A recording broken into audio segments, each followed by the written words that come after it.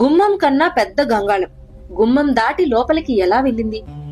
ఇది శ్రీముఖలింగం గుడిద్వారం ముందు జరిగిన ఒక అద్భుతం. పూర్వం కుమ్మరి నాగన్న అనే భక్తుడొకరు తనకు పిల్లలు లేరని బాధపడుతూ ఉండేవాడు.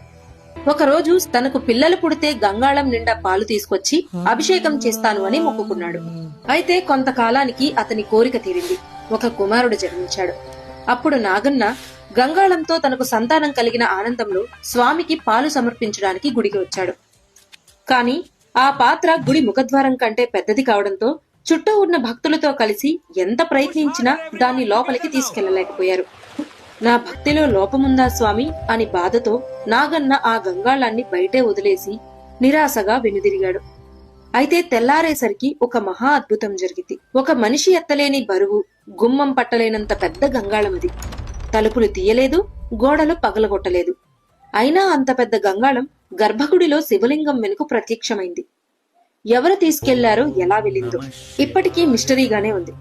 అందుకే ఇక్కడ సంతానం కోసం మొక్కుకుంటే తప్పక తీరుతుందని పాలు, బియ్యం, ధాన్యం, పండ్లు పోసి భక్తులు నమ్మకంతో మొక్కుకుని జరిగిన సంఘటనలు ఎన్నో. మీరు శివయ్య భక్తులైతే ఓం నమ శివాయ అని కామెంట్ చేయండి. ఇదే మన శ్రీకాకుళం శ్రీముఖలింగం మహత్యం. ఓం నమ శివాయ.